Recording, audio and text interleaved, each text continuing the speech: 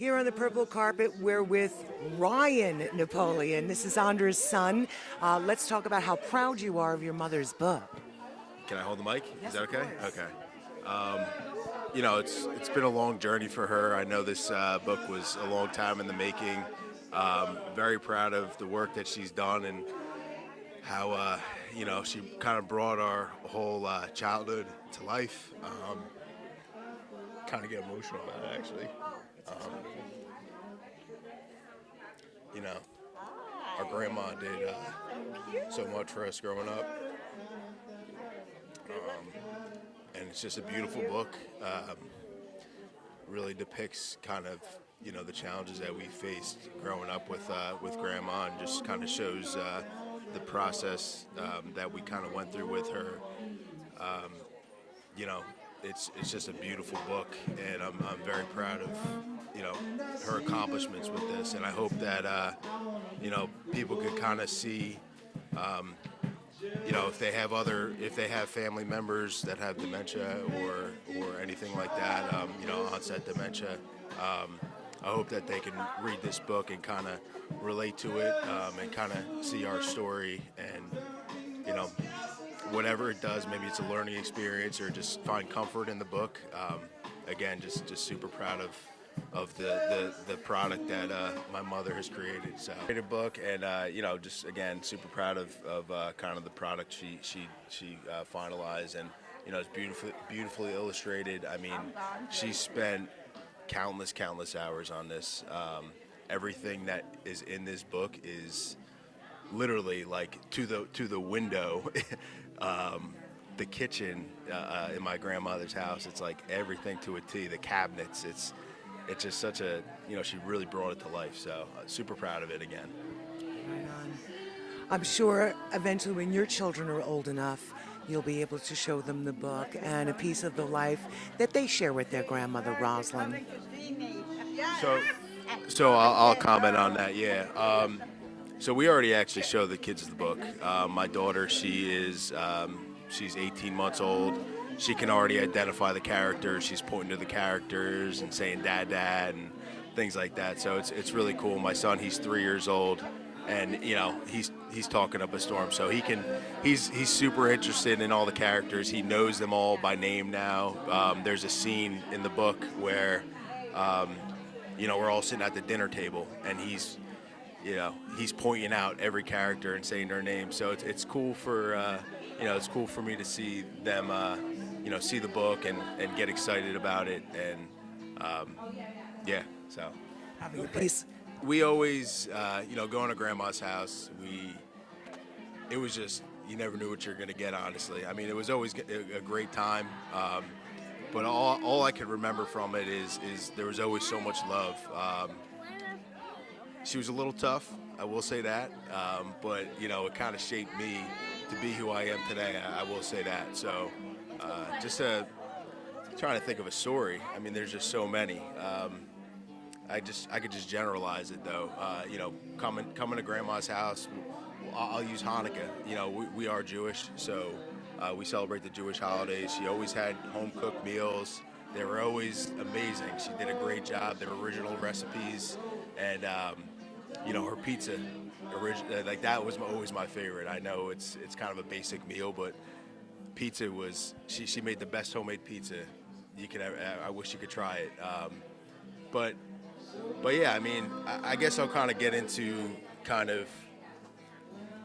the process on how it all happened too. So again, I mean, it is well depicted in the book.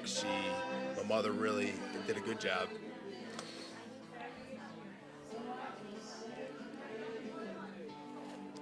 She did. Sorry. She did a really good job, really bringing it to life. It's all truth, man. It's like the meals were great, and then it was like one day, man, we came over there, and it was just the food started tasting different, and again, she's forgetting things. She's writing the cards. She's writing birthday cards out, and it's like not even their birthday. So we're like, what the heck's going on? And that's kind of when we knew there was something going on. So the adults all took them took her to the doctor, and it was confirmed. So she was still always loving, even till today. I mean, although she kind of maybe forgets our names, she still remembers like our faces, you know. So she'll see me. She always calls me honey. She's. It's just, I don't even know. I don't know. I'm kind of rambling. To be honest with you, this is my first time having an interview other than a job interview, so it's kind of a little tough for me. But yeah, I mean, I don't know what else to say. It's a beautiful story. Everything you see in that book is authentic, and it really brings my childhood to life, and really tells a beautiful story. I know I'm kind of rambling, but you got any other questions for me? Or How do you describe your grandmother in one word? One word. One word.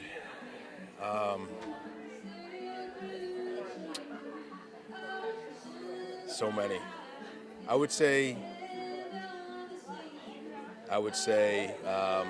selfless.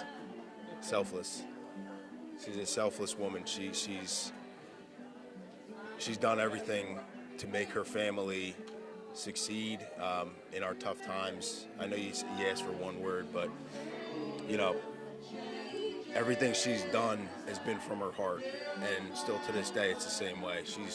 She's helped us out in situations that we weren't sure we were going to get through, and she was always there for us, and she always did it with grace. So I can't thank her enough for that. Now, how long has your grandmother had dementia?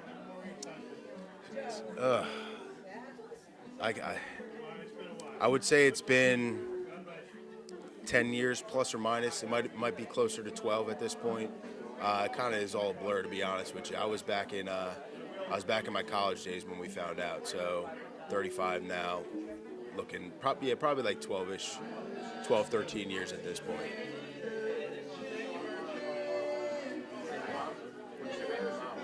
What was that? What did you say about your mom growing up being a mother? Talk about your mom growing up. So my mom, single mom, 4 kids, you know, it was always chaotic, you know, between myself acting like a crazy animal, sisters and brothers fighting like crazy. You know, she always did what she could to make things work and make ends meet.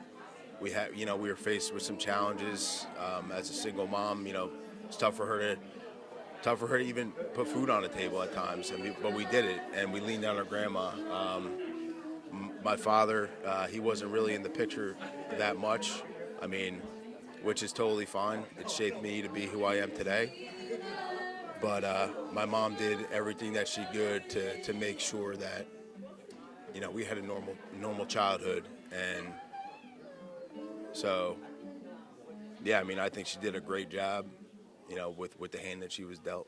So I'm proud of her, and I'm thankful that she sacrificed what she did for her family, and that's what you should do as a parent. So it's taught me a lot of values for myself. You know, being a father now, I bring all the traits that my mom had, and a little bit more. I try to be even a little bit more, but it's tough to beat that expectation. So she kind of shaped me to who I am today. So again, very proud of everything that she's accomplished. So.